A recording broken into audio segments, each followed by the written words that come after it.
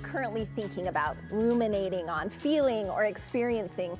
Essentially, what's on your mind? Well, those questions are the bones of a Studio 5 series we call On My Mind, where we invite women you admire to share their current thoughts and perceptions. We admire this month's On My Mind guest for her realness. She's authentic, relatable. Lisa Valentine Clark is a comedian, actor, and host of the popular The Lisa Show podcast. Lisa is someone we can always count on for a good laugh. She's mom to 5 and a friend to all. Welcome, Lisa, to Studio 5. Thank you. I'm excited to get to know you a little better, and I did get to know you by reading these notes, so now everyone can. Okay, so is this right? I have to see if this is right. Okay. The show is 6 years old. You have 184 episodes on Apple Podcasts and hundreds of 5-star reviews. Yeah. So what are you loving most about doing your show? Oh, I love doing the Lisa Show because I feel like it's just like going to lunch with a good friend, like where you really get to the heart of the conversation. So I just love being able to talk to interesting people about things that matter. It's really fun. Yeah, and it helps people either just make their day better, make their lives better, all around. I hope so. Yeah, absolutely. Sure. Yeah. And you can have a good laugh. Yes, I think that's important, especially with so much going on in the world right now. Yeah, Can you think about a recent guest or podcast episode that stands out to you? Yeah, you know, we did an episode recently about ADHD and how it presents like in adults and kids, the differences between men and women, and that was really interesting. We did one too about conflict resolution with a good friend of mine, Emily Taylor, who does conflict resolution and talking about how to have those tricky conversations, especially during the holidays, and knowing that you don't avoid conflict, but that it's just part of life, but it doesn't have to be contentious. Oh, I like that. And we're going a little off script here, but Brooke was saying you have 5 adult children. We were just talking about that. And that you have a really great relationship with them. And I was wondering, I have adult children. I think a lot of us do. Do you have a key? What are your tricks to making sure that that connection stays strong? Well, I feel that your role changes constantly as a mom, and it's true having adult children. And I always try to keep in mind that having a relationship with your adult children is a privilege. It's not a given. And I also always try to remind myself, they know what you think. You live together for a long time, just like we know what our parents think, they know what you think, so your role becomes different. And I want to be a safe place for them to land, and it's a harsh world out there, I think, especially when they're baby adults like I have now, just starting off, in their careers and homes and families, that if I can be a safe place and provide that extra comfort, that's another role that I can fill as their mom. Yeah, when you're saying they know what you think, is that what I'm thinking? Like, you don't need to tell them certain things because they already know. The impulse is there. It never goes away, which is so fun. The impulse to be like, don't do that. Actually, I have a good idea. You should do this. And I find I want to give them more advice than they want to receive, which, again, is appropriate. But it's a transition, so it requires grace for each other on both parts. Okay, let's talk about our questions. Okay. We're going to jump in, and the first one is, what is on your mind professionally right now? Professionally on my mind is to be generous. I have just been thinking professionally about the opportunities and success that I've gotten, and it's never been on my own. It's always been because someone was more generous than they needed to be, with either giving me an opportunity or to try something new or to help me out where it didn't even really benefit them. And so I think that a lot of times we look at, we need to serve an institution or an idea, but really we should be helping people. Our careers, if they're based on relationships with other people, is much more rewarding than if it's just based on a corporate idea. Okay, and how are you finding those opportunities to be generous to people? Well, I think that within my own show team or when I work in the community and maybe in a volunteer capacity, certainly on the Lisa Show, things will come up that you didn't anticipate about how you could make somebody's work environment better, right? How you could either share the workload, how you could go out of your way to do something, give somebody an opportunity to do something that maybe stretches them or stretches you because it will be creatively interesting or more help them professionally. And if you ever have that, and come to that crossroads, and we all do, choose to be generous. Yeah, and when your name's on the show, like yours is, and Brooks is on ours, she's always very good at giving compliments. And a compliment coming from you to your staff is going to mean so much more than coming from pretty much anyone. Well, and you assume so much when you work with people every day, right? You assume like, well, of course you're doing a good job because I hired you. Yeah, like this is what we do. But yes, taking the time to say it, to say these are the strengths that I see in you, and where would you like to go with this? What is there an opportunity that you want that you haven't had before that we could make happen? And those kinds of conversations are sometimes take a little bit more time or can sometimes be a little bit awkward, but they're so worth it because you don't have to do it. Yeah, you don't have to, but you still did. Yeah. I love that. Okay, what about professionally? What are you thinking about?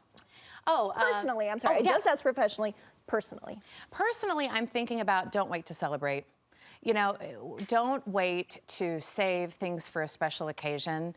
I've started to do that over the last few years, and it's really paid big dividends. And so I've been thinking about it lately of like, you know, you've got that expensive candle that you've been saving. Stop saving it, just burn the candle. You know, you're thinking about that, writing a note to somebody just for no reason, but you're like, is that weird? Just do it. You know, are you worried about being a little bit over sentimental in a text just out of the blue?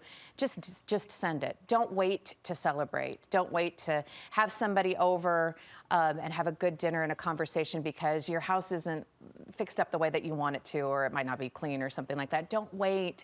I just thinking personally that especially when you look back in your life and you consider all of the moments that we spend just doing the simple and mundane things that we need to because they're just part of life, that this idea of celebrating is underutilized, that we have the power to create special moments for other people. Why wouldn't we want to do that?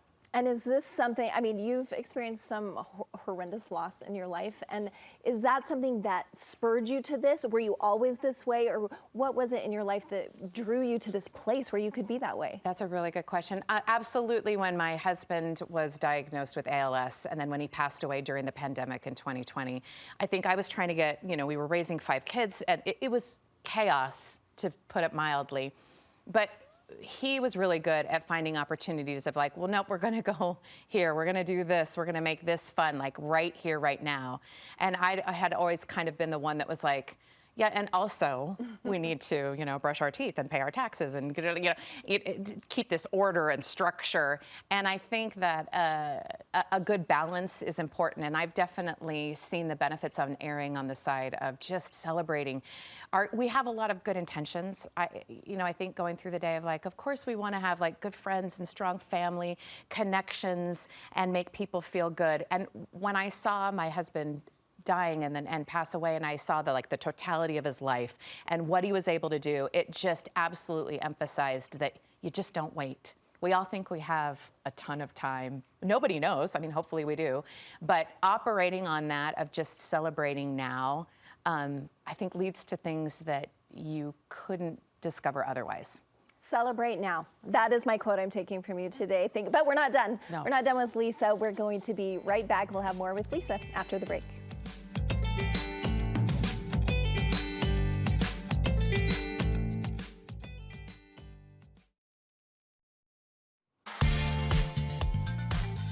Welcome back to Studio 5. I'm with the host of the Lisa Show podcast, Lisa Valentine Clark, as she shares what's been on her mind. And so the next one's a big question, I think, because it's saying, what's a personal passion or growth point you're thinking about or experiencing at the moment? So this may sound a little bit weird, but I want to bring back hobbies. Okay. Just for hobby's sake, like your mediocre talent, like an interest or something that you love to do that you don't have plans to monetize or to master or to, turn into a small business or whatever, but you just do because you love it and it brings you joy. Just regular talents and hobbies that you just practice. I think that it helps with mindfulness and meditation. And I just really regret so many years that I stopped painting or practicing the piano because I was like, well, I can't really dedicate the time needed to really get good at these things. So it was like this all or nothing idea. And over the this last year, I've been getting back into it, and I'm still mediocre at it, and I still really love it. And turns out it has like a place in our lives. And I think that too often we just like go, and that we think that we have to that our taste level has to add up to everything that we do, so that we don't try new things or just do things for the sake of it. So I'm all about bringing back mediocre hobbies. And so you're being mediocre at those two things, piano and painting, you're doing again? I'm okay. I'm not great, but I love doing it. So why wouldn't I do it? You know, I play the piano and I don't sit down and do it very often, but when I do, it is almost like doing meditation because you can't think of anything else but the notes on the page. And you have to focus and be really, really present. There's been a lot of studies done about that power of creativity and doing a creative pursuit in the way that it increases your happiness and it helps to change your neural pathways and how you see the world. I mean, there's so many different benefits, and we've seen the benefits of talking more about meditation and mindfulness. And if we can connect the two, I mean, why wouldn't we? Right? Okay, now I have two things I'm taking away from you. Celebrate now. Yeah. And embrace mediocrity. Yeah. I'm all for those two things. Right? Okay, so if we want to hear more from you, which I'm sure we all do, The Lisa Show, we're just finding it anywhere we get our podcasts. Wherever you get your podcasts. You don't have to schedule it anymore. It's available for you right now. Thank you, Lisa. Thanks for having me. It's great to get to know you a little better today.